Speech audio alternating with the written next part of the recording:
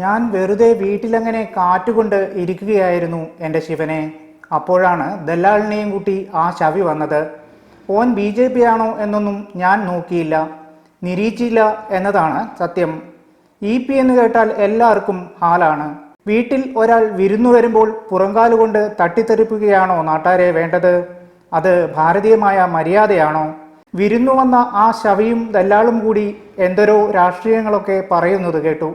ഞാനപ്പോൾ തന്നെ ഓരോട് പറയുകയും ചെയ്തു, എനിക്കിമ്മാതിരി കേസുകെട്ടുകളൊന്നും പിടിക്കൂലാന്ന്. ഓര് കുറച്ചു കഴിഞ്ഞങ്ങ് പോവുകയും ചെയ്തു. അങ്ങ് മറന്നു കഴിഞ്ഞതാണ് ആ സുധാകരൻ തോണ്ടിയിട്ടത്. പിന്നെ തിരഞ്ഞെടുപ്പ് നാളിൽ തന്നെ എടുത്തലക്കിയത് എന്തിനാ എന്ന് ചോദിക്കരുത്. കരുതിയില്ല, ജാഗ്രതക്കുറവ് പറ്റിപ്പോയി. ആ ജാഗ്രതക്കുറവ് എനിക്ക് മുമ്പും പറ്റിയിട്ടുണ്ടല്ലോ. അതാർക്കാണ് അറിയാത്തത്? പണ്ട് പേഴ്സണൽ സ്റ്റാഫിൻ്റെ വിഷയത്തിലും ജാഗ്രതക്കുറവായിരുന്നു. മുമ്പ് മുഹമ്മദ് അലിയെക്കുറിച്ച് പറഞ്ഞതും അങ്ങനെയൊരു ജാഗ്രതക്കുറവായിരുന്നു. മുഖ്യമന്ത്രി എന്തായാലും ചീത്തയൊന്നും പറഞ്ഞില്ല. ശിവൻ പാപിയുടെ കൂടെ പോയി എന്നേ പറഞ്ഞുള്ളൂ. ഇത് ജാഗ്രതക്കുറവിൻ്റെ ശിവനാണ് എന്ന് മനസ്സിലാക്കി എല്ലാവരും ക്ഷമി.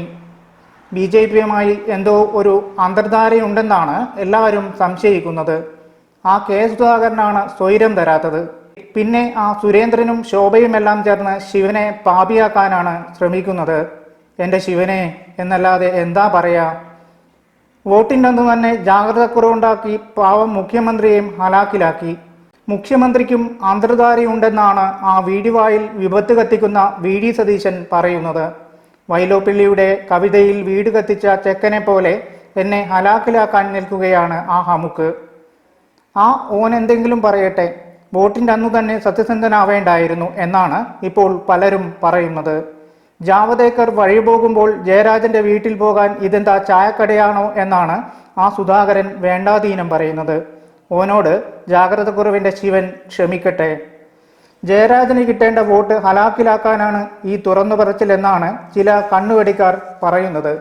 എന്തായാലും അതും ഹലാക്കിൻ്റെ അവിലും കഞ്ഞിയുമായെന്നാണ് തോന്നുന്നത്. ഇനി ശിവനെ വിളിച്ചിട്ടും കാര്യമില്ല.